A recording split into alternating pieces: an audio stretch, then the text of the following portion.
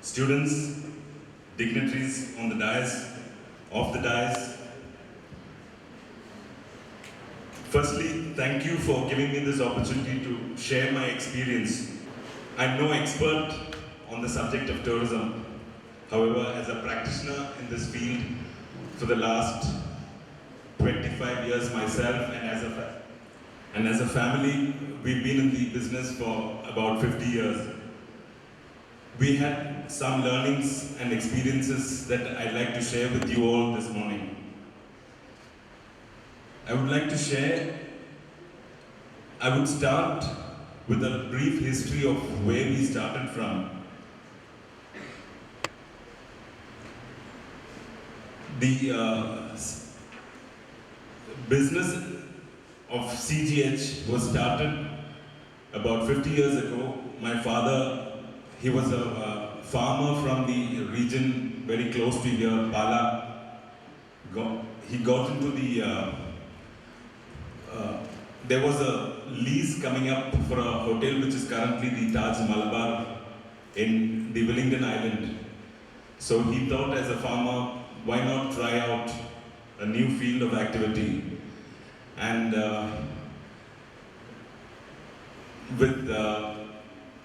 thank the Almighty, he was able to get the lease, and the story begins with that lease. It was 1954, and my father ventured from his farming background to take on the Malabar Hotel in the Wellington Island. Over the next 35 years, we saw an addition of 2 other properties. So from 1954, for the next 35 years, for us as a family, for my father, hotel and hospitality and tourism meant you build a hotel, sell rooms, and the price, the whole purpose of running the hotels was for profit. And the realization then was the amount you can charge a guest or a tourist was directly in relation with the amount you had spent in building the property. However, one event changed us completely. This transformational event happened in 1988 when the government of India invited a bid for the Bangaram Island, which is in Lakshadweep. Among the various bidders who were invited, we being a local player, we were also asked, why don't you come along and make a bid? Along with us were the big groups. You had the Oberois, the Taj, there were Hiltons, and there was one more international chain. So Jose, my eldest brother, he was part of this delegation. They went to Bangaram, and what happened there was the beauty of the island just stunned them. It was so fantastic. The realization dawned on us that nothing we did could add to that beauty. It would only take away from that beauty. So when we came back, the proposal we gave to the government was, let's do as little as possible. There was a government hotel that was functioning prior, and what we did there was with minimum investment, and the conception was, let's try and give the island in its raw form. Let a traveler experience the island and not what we build in. So on offer was the local food and the sheer beauty of the island. The sheer unspoiled beauty of the island led us to believing that excessive human intervention would destroy the very reason people would want to visit such a paradise. Hence, what unfolded was our proposal, where the basic idea was to do as little as possible. The priority was environment and the sustainability of the same. Our proposal suggested that, taking into consideration its fragile nature, severe restrictions be imposed on carrying capacity and also a curtailing of any service that required additional infrastructure development on the island. So out went air conditioning, out went televisions, Out went hot water, no telephones in the room, no room service. Our proposal included the utilizing of the local community who knew the islands the best to run the entire property. I narrate this to highlight the difficulty then when in our mind tourism hospitality meant offering in inverted commas, star hotels, which meant built ostentation. Today, all these decisions seem natural to us, but in 1988, it was a bold and path-breaking move. The fact that we were then awarded the contract by the then Prime Minister, Rajiv Gandhi, vindicated our beliefs. Of course, the challenge was then to translate what was promised on paper to reality. And believe me, it was no easy task. What was on offer was the touch and feel experience over and above built ostentation. Would the traveler accept the local experience, and that at a price that was above the regular run-of-the-mill hotels, was the question that loomed. To spell it out more clearly, on offer was simply thatched rooms with no air conditioning, no television, no room service, no telephone, but just simple, elegant rooms and the typical local Acadian food prepared and served by the islanders.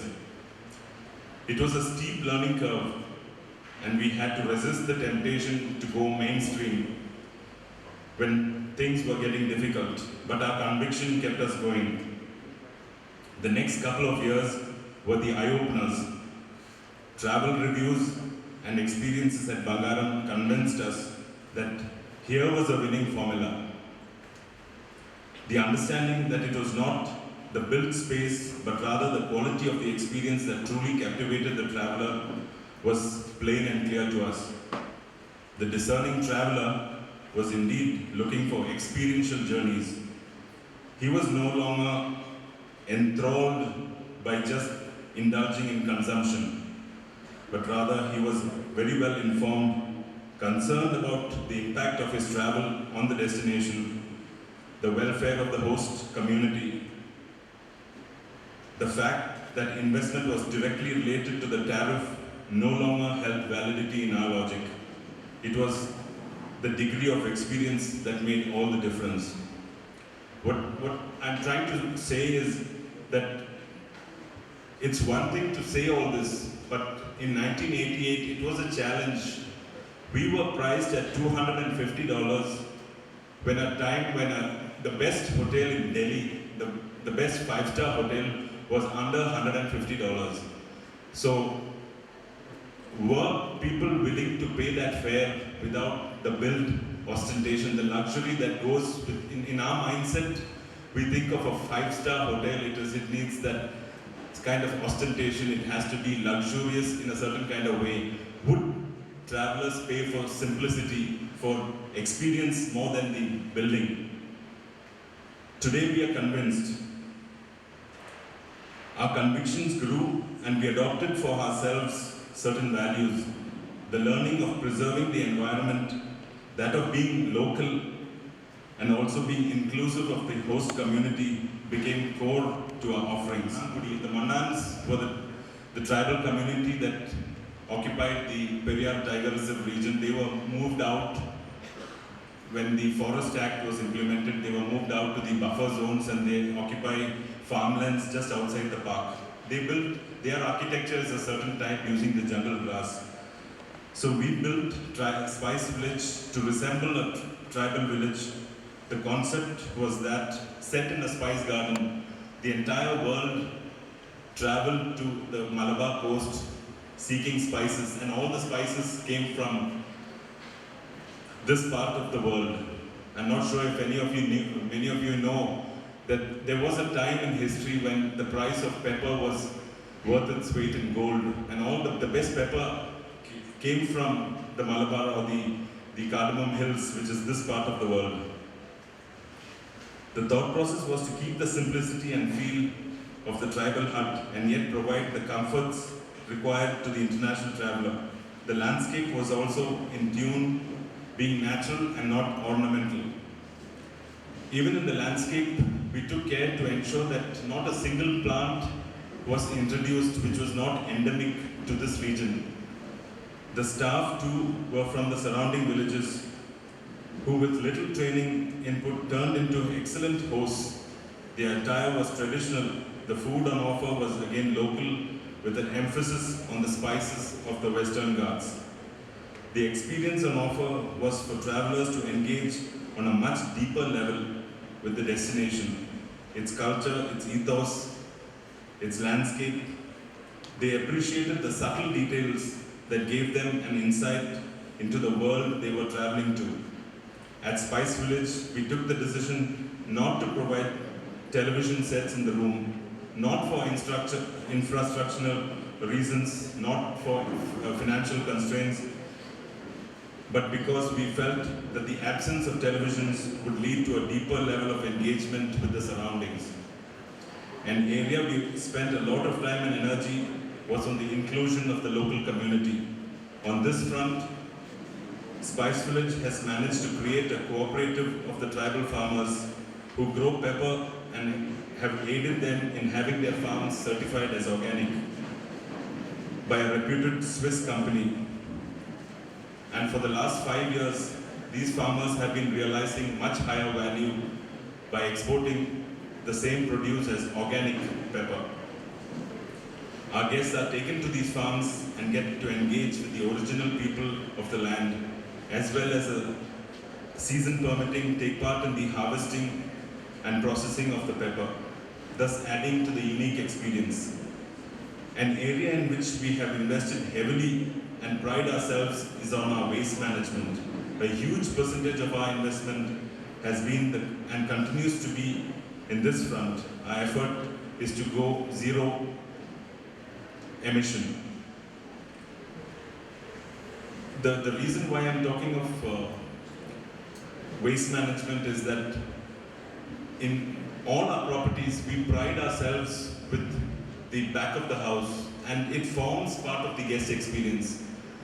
Normally, most hotels would pride itself in the reception, the lobby, the restaurant. We would take them to the back of the house where the waste, the water is treated, and we try and create the farm and how we kind of present how we are connected with the community. Because most of the properties we operate in are in rural, urban areas.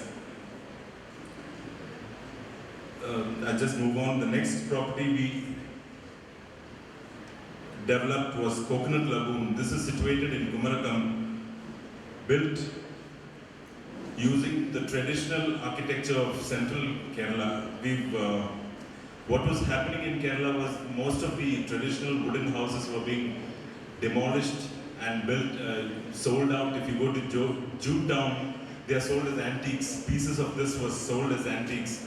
So there was this feeling that if you go into the future, most of the travelers would miss the opportunity of living in these traditional structures. So thereabout the concept was developed of using these old traditional wooden houses. We put them into Coconut Lagoon and created a property which emphasizes on the celebration of the central Kerala lifestyle, where on offer was the region was famous for its the seafood from the Vembanad lake and all the delicacies using coconut. The staff were again attired in traditional wear. The heritage buildings, which each were original homes, was the housing. From there, we moved on to the Kettuvalams, or the houseboats, and in 1991, the credit goes to Babu Varghese, who realized that the waterways of Kerala had a unique way of life, and how is it possible for a traveler to experience that? So he had formed what he converted a small boat into a accommodation, and it has evolved considerably to this date, but In those days, he asked us, why don't you also promote this? And we took on about 3 or 4 boats and just followed the simple, the experience was to travel like the boatmen. They have a unique cuisine and they go around and experience at close quarters the life on the waterways of Kerala. And that experience really kind of defined Kerala for many years. The symbol of Kerala tourism was the houseboat. From there, we moved on to creating a fishing village without the coast of Kerala. There was some kind of a tourism happening in Kovalam, which was the regular run-of-the-mill tourism where you had large volumes of charter tourists coming in purely to indulge in what is defined as sun, surf, sand tourism. They came basically to escape the winter in their home country. They traveled for the sun. They would lie in the sand and the waters, and probably consumption was their main agenda. So looking at the entire coast of Kerala was lying untouched. So an beach was identified near Alapi called the Marari beach. And we put up a property to resemble a fishing village. If you go there, you'll see that the houses are thatched. And it has the comforts of what an international traveler would identified. There's a palace in Colombo which is falling apart. So it was a conservation effort also. So the old palace was restored and converted into a palace for Ayurveda. Today, if one travels to Kaladi Kovalagam, it is registered not as a hotel, it's registered as a Ayurveda hospital. And programs are 2, 3 and 4 weeks. And we were wondering, would people really want to, because Ayurveda, unlike allopathy, is not short, there's no shortcuts. So the on offer was traditional, genuine Ayurveda where you need a minimum stay. And for travelers to really take off 2, 3 or 4 weeks was a challenge. But today, in retrospect, it's easy. We find that people are there, people are choosing the 3 and 4 week programs. On offer is pure Ayurveda without, it's only vegetarian, there is no alcohol permitted, no tobacco permitted, not even your cell phone is permitted in the premise. But people go by that. That's the surprise. As long as you're genuine to what you have to believe in something. What is your concept? Believe in it, and then I think they'll be happier for it. In the last couple of years, CGH Earth has moved beyond Kerala, and we are looking at experiences. We've got the neighboring states of Tamil Nadu, Karnataka, Pondicherry, Andamans. We are looking at the north, but why I'm saying this is as a industry service provider is that what our realization has been, wherever we go, we do not carry Kerala, because we are from Kerala, we do not carry Kerala with us to wherever we go, or we do not carry Thekadi with us to Kumarakam. We try to identify what is the uniqueness of that destination. Why is the traveler coming there? He's not coming to stay in your hotel room. He's coming to really touch and feel and get as close to as possible to the real experience of being and being part of. So wherever we go, we call ourselves CGH Earth an engaging experience. That is the core of our being. I'll run you through a presentation of, it's been going on, okay. So what you see is, this is Swaswara. This is in Karnataka, where the farm becomes part of the hotel, and the chef and the guests join together. They join in the harvest, in the planting, and they see it's organic.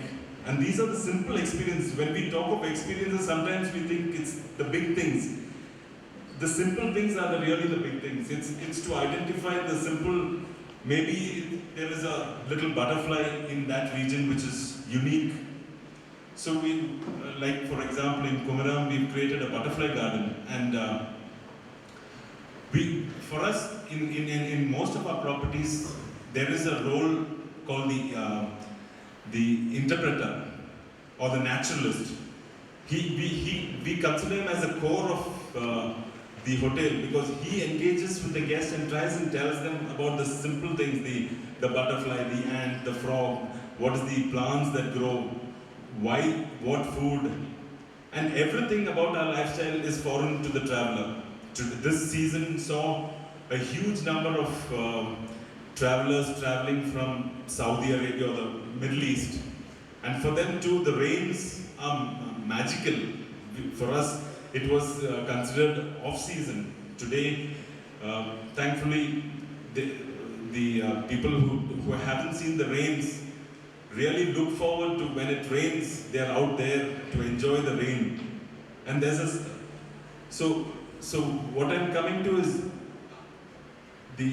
I think the way forward for, we realized for us as a company, and I would say for Kerala, is because we do not have the Taj Mahal and we do not have the big forts or huge built historical buildings that we can kind of become the crowd pullers. What we have is a way of life, and we are really a blessed land. We are called, I think rightfully so, God's own country. So how do we translate this into something that is really attractive to a traveler? I think as students of hospitality, as people who are seeking to probably, I would think, become entrepreneurs in this field, the opportunity is unbelievable.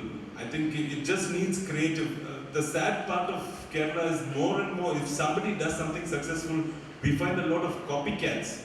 That I don't think is the answer. For us, in CGH itself, we think that if we apply a cookie-cutter model, if we build one successful model, and if we just replicate that in different locations, we believe that it's a losing proposition.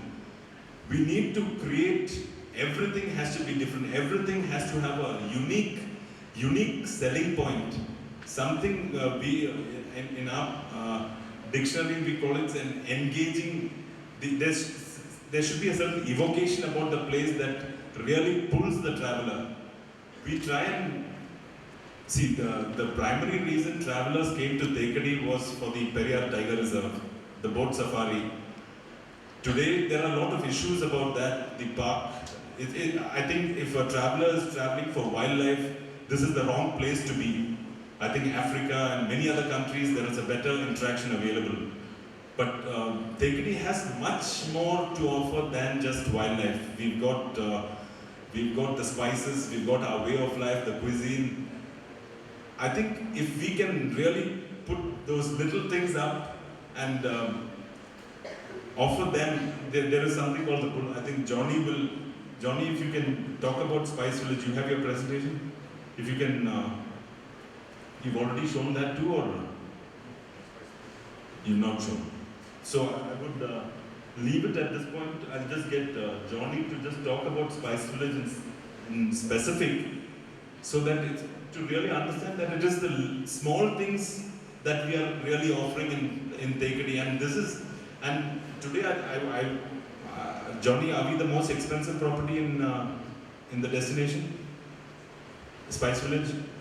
We are not. We are expensive, and if you come there with a mind and say, why are these people charging for this, some thatch on the roof, and the room looks so basic, some terracotta on the floor, and people walking around without suits and all that, they are walking around in mund and jubba and shirt. But we are addressing an audience that is coming here to really touch and feel us. I think we need to identify there is something about that. We should not ape what the others are doing. We need to become unique. We are who we are, and be proud of that. And I think the traveler will really, he'll be wowed by that. So Johnny, if you can come and you have your presentation. Good morning all. I'll go through Spice Village. In another 10 minutes time, I'll explain about Spice Village. As Sarah said, I'll start from there. Like it's all thatched leaves and it's very simple. And we had a very interesting experience. I'll share with you. It's quite funny. We had a group from Tamil Nadu. They got the booking and they came straight away to Spice Village. And they saw the place and immediately expression was in the mud, it's like a cattle shed. So that's what they were thinking when they saw that. But I'll just go through some of the clippings in Spice Village.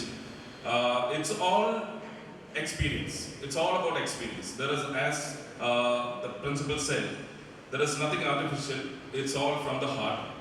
And from this slides, you will come to know, as in 1991, we started Spice Village with the theme of a tribal village, a Manan tribal village.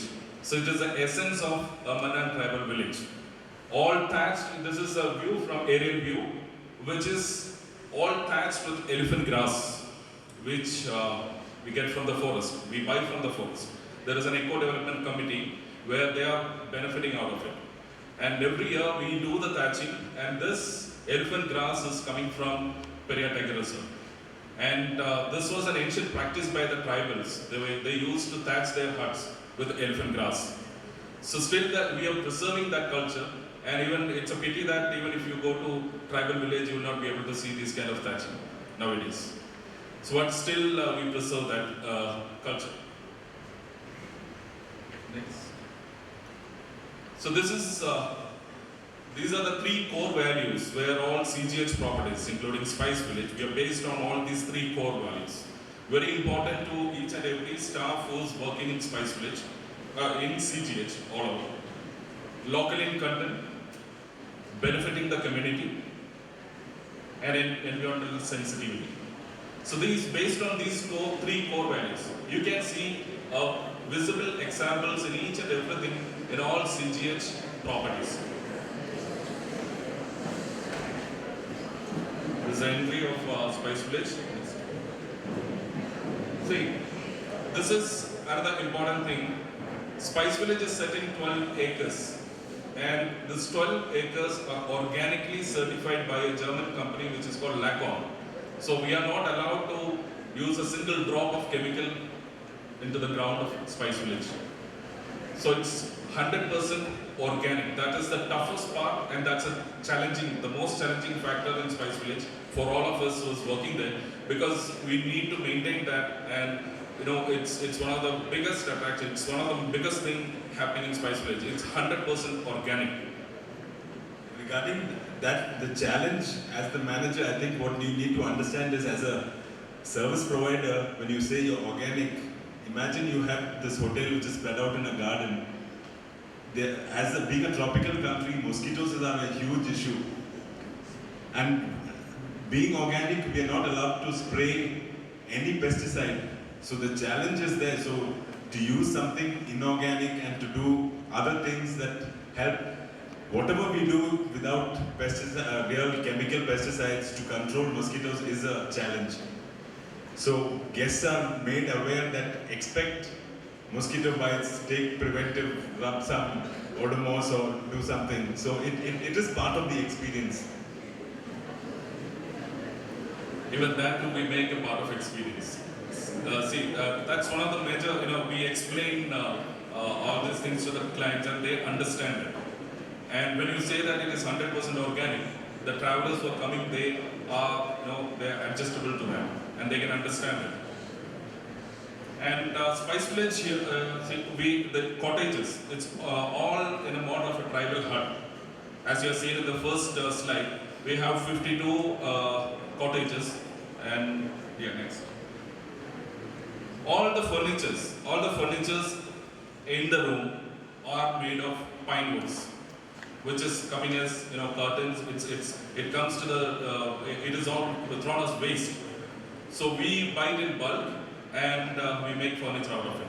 So it's all recycled wood, and that's been normally it's gone as firewood, and we take it out and we buy it from the pot and make furnitures. Next.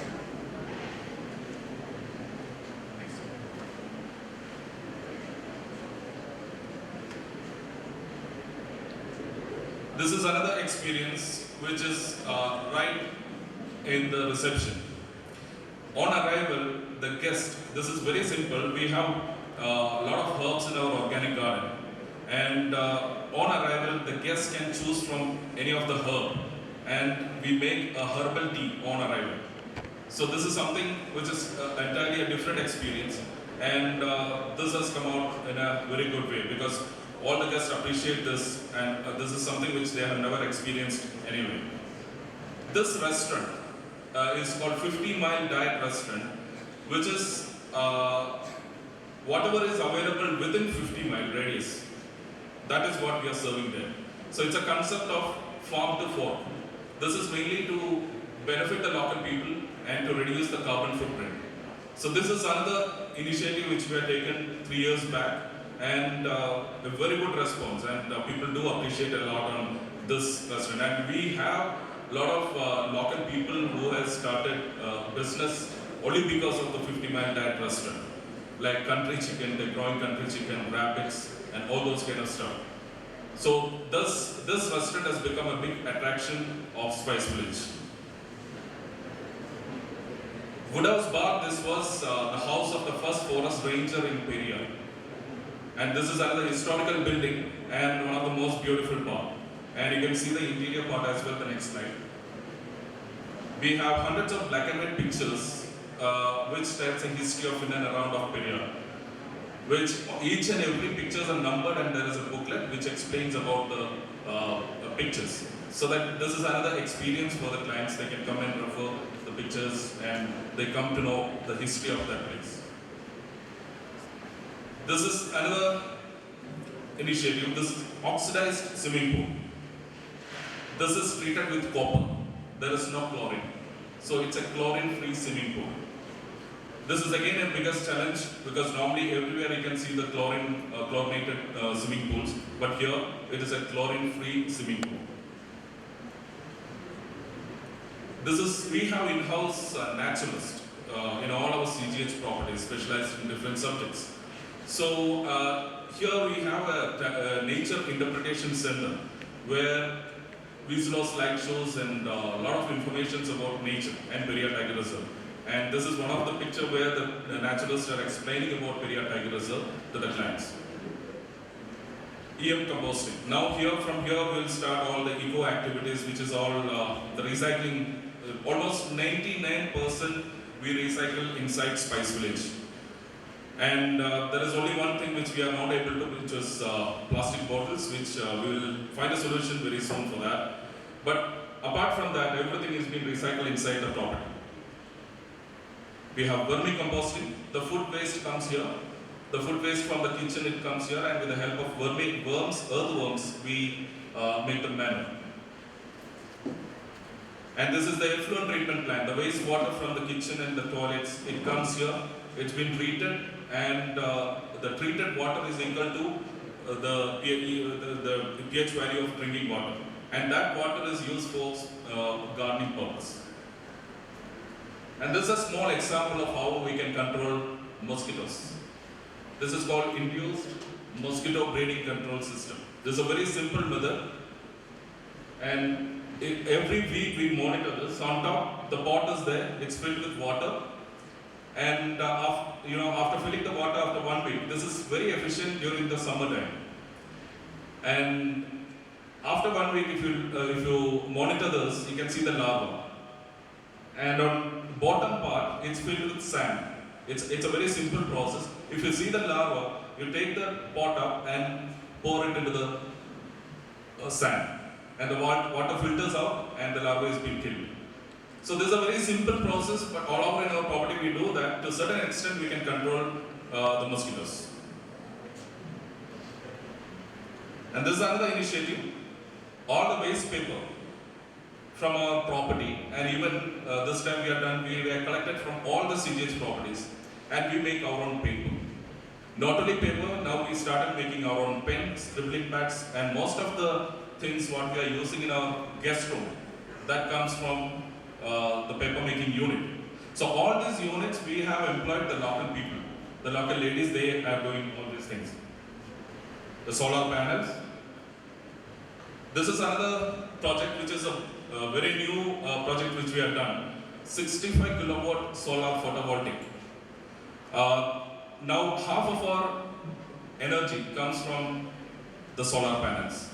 And you can see 651 solar panels have been laid, and the panels are from Korea, and we have got some battery backups which is imported from Korea, from US. And in the night, the battery gives us, help us, providing the energy. And this is another example for involving the local people and also adapting the local ethos.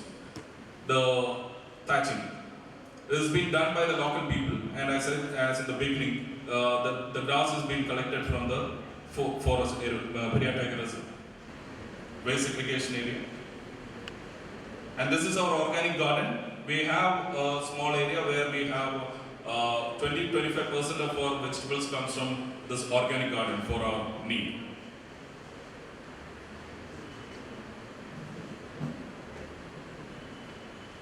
So this is what we mean with Spice Village. Thank you.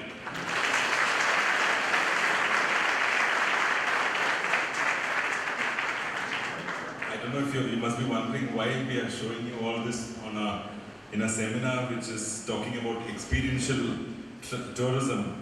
The point I'm trying to make is that as CGH, what we have learned is to showcase the simple things is really the big thing. So whatever we do not hide, but it comes from, we need to have a certain belief in what we are doing, and believe, and then just go by that, whatever your belief is. So if it is environment, go 100% and say this is with the environment, because the minute you start becoming gimmicky, the traveler is extremely smart. He will realize that you're doing this to fool him, and the play is lost. You need to be coming from the heart and do it with a passion and belief. And I'm telling you, there is so much in tourism. The souvenir business for travel, if you see, Kerala has no souvenirs, which of real, something that really carries. We've got some imitations of Kathakali masks and face, but if you look, it's a huge opportunity. I think travel, experience, adventure travel, different kind of homestays, the list is endless. I think the point I'm trying to emphasize on is experiences come from, it can be as simple as if you're involved in, I don't know, say pickle making, that could be part of the guest experience also. He is very much part of it, and it's done with a passion and done, it has to be authentic. I think I heard the Reverend Principal also mentioning something about the effect of really being authentic. I think that is the key. You have to be authentic in your offering. Identify the simple things that we do. They are really big to the traveler, and they really take a lot of pleasure in trying to, it is to create that opportunity. These simple, if you look at the staff at each of our properties, we ask them to engage with the staff, with the guests, to any extent. It can be about home, it can be about family, it can be talking about what their father is doing, something that happened in their childhood. All these things are encouraged, where in typical hotels, I don't think they are encouraged. So we are trying to create a new way, thinking out of the box. So on that note, I wish all of you students a journey that will really take you, and we become as a state and as a country where we can go forward and create substantial, revenues to the country and to yourselves. And all the best. Thank you. So, your idea of genuine tourism will always remain in our hearts and whatever we strive for. Thank you, sir. I now invite Mr. Vijay Kumar, the Principal of Kids Trivandrum, for the keynote address. President of this function, Reverend Father Dr. Roy Abraham, Manager of this institute, Reverend Father Rubin, Chief Guest of the function, Sri Siddharth Dominic, the HOD of MMH, Mr. Jogi Sri, respected other dignitaries in the dais of the dais.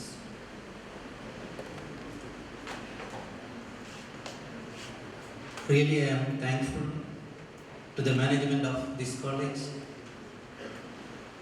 as well as the organizers of this seminar for enabling me to be part of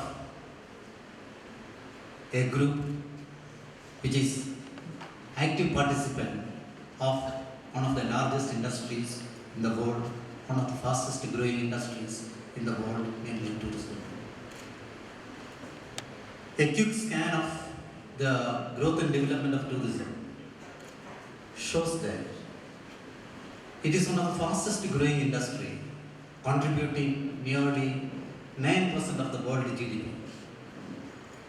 In 1950, the total international arrivals that was equal to 25 million.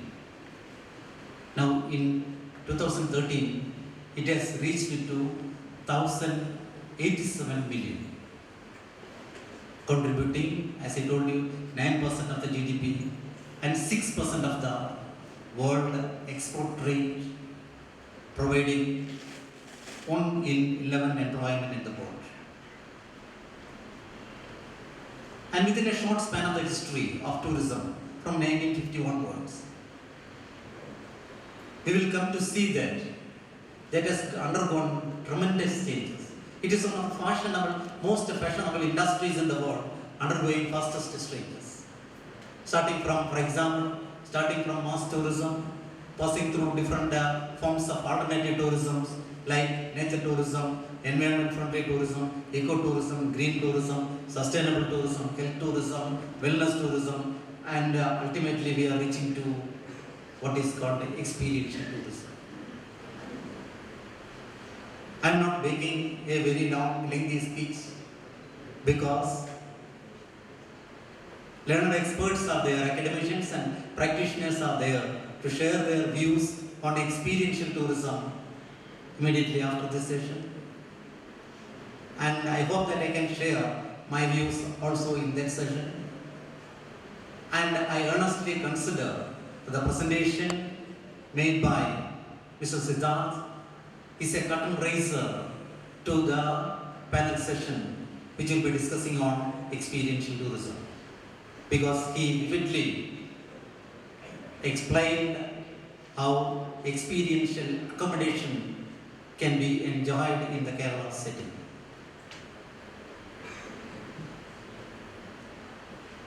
As I told you that I am not making any lengthy speech, I conclude with this short remark, and once again I wish you all success. Thank you. So, your idea of genuine tourism will always remain in our hearts and whatever we strive for. Thank you, sir. I now invite Mr. Vijay Kumar, the Principal of Kids Trivandrum, for the keynote address.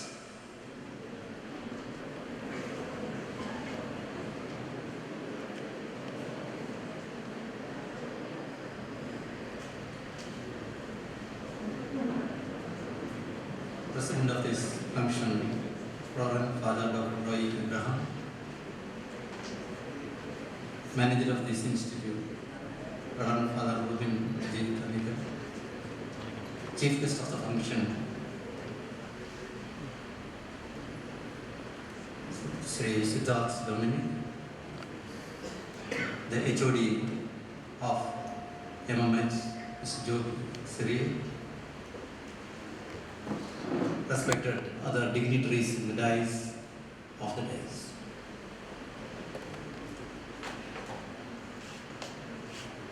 Really, I am thankful to the management of this college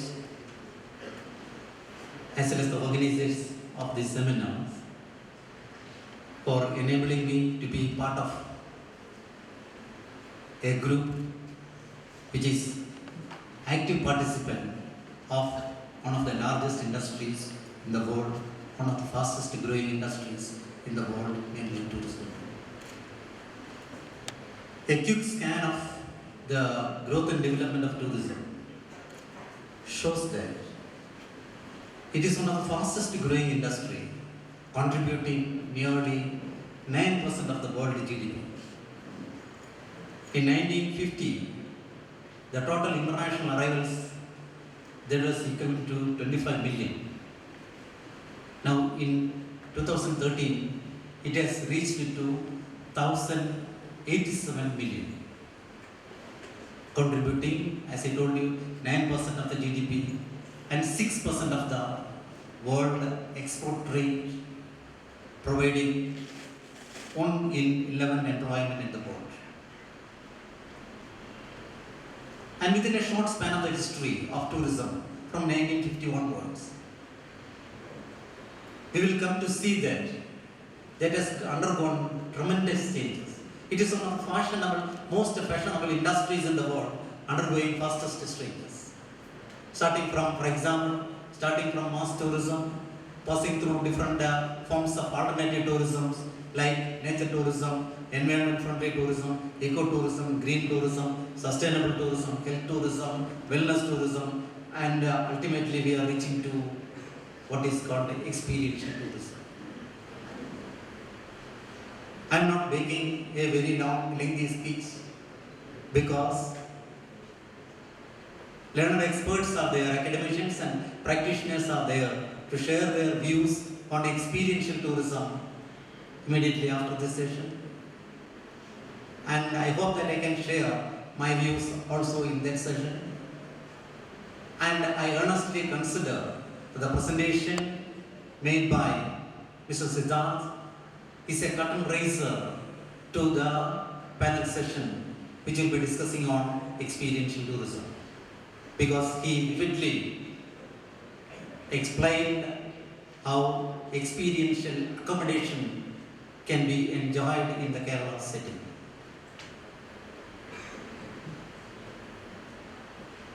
As I told you that I am not making any lengthy speech, I conclude with this short remark, and once again I wish you all success. Thank you.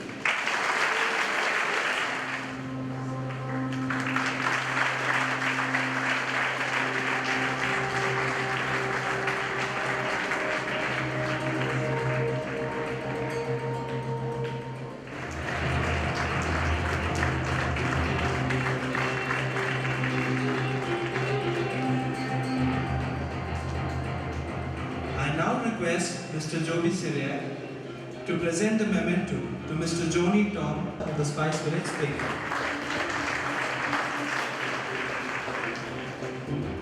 Respected Chief Guest of the day, Mr. Siddharth Dominic, Director of CJ Earth Hotel, Mr. Vijay Kumar, Principal of Kids, Reverend Father Ruben Jatanikal, Manager of the College, Principal Reverend Father Dr. Roy P. Abraham, the panel members, the students and teachers from other different colleges.